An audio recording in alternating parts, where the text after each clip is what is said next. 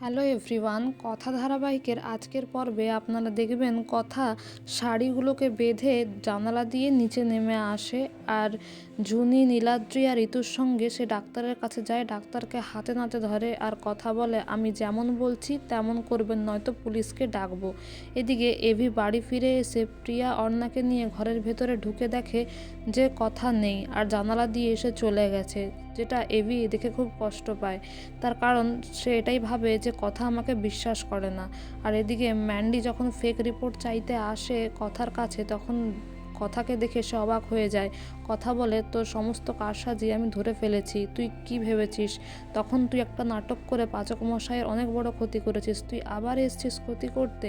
Mandy বলে, আমি করবই, আমি কিছুতেই তোকে আর এভিকে একসাথে সহ্য করতে পারি না।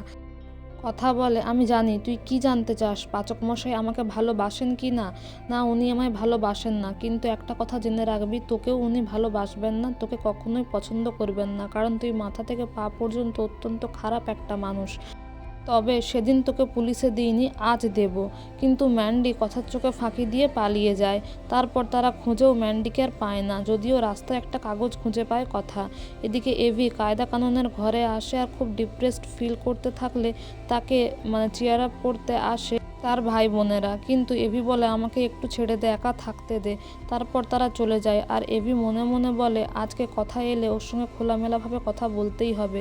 তুই আমায় হার্ট করলি কথা, তুই আমাকে সত্যি বিশ্বাস করতে পারলি না।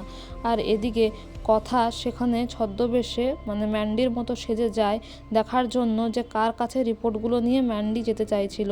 আর গিয়ে দেখে যে সত্যি সত্যি সে যেটা সন্দেহ করেছিল সেটাই ঠিক, মেজমা সেখানে আছে। তাই কথা বলে, তুমি ধরা পড়ে গেছো মেজমা, এতদিন আমার সন্দেহ হচ্ছিল কিন্তু আমি ঠিক। তুমি কেন করলে মেজমা? ওই বাড়িতে সবাইকে তুমি কেন ঠকালে? কর্তা দাদু, কর্তা দিদা আর পাচক মশাই। তখন চিত্রা বলে, আমি যা করেছি বেশ করেছি, আমি যা করেছি আমার ছেলের অঙ্কিতের জন্য করেছি। আর তোমার মতো একটা লোয়ার ক্লাসের মেয়ের কাছ থেকে আমি শিখবো না আমি কি করব না করব। আমি যা করেছি আরও 1000 বার করব, 100 বার করব, আর তোমাকে ওই বাড়ি থেকে আমি তাড়িয়েই ছাড়বো। তারপরে কথা বলে, তার মনে আমি যেটা সন্দেহ করেছিলাম যে জুনির মাথায় ঝাড়বাতি পড়ে যাওয়া, এছাড়া ঠাকুরের গয়না চুরি হওয়া আর মান্ডবীর সঙ্গে যুক্ত হওয়া, সব কিছু তুমি করেছো।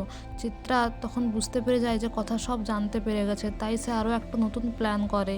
এদিকে আগামী পর্বে আপনারা দেখবেন কথা বাড়ি ফিরে এলে জিজ্ঞাসা করে কথাকে, আর কথা তখন সব সত্যি বলে দেয় যে মান্ডবী অন্ধ সেজে অভিনয় করছিল আর এই সব কিছুর পেছনে মেজমা রয়েছে। কিন্তু এভি কিছুতেই বিশ্বাস করে না আর সে মেজমাকে ডেকে নিয়ে সবার সামনেই জিজ্ঞাসা করে। তো বন্ধুরা, এই ছিল আজকের আপডেট। Thank you.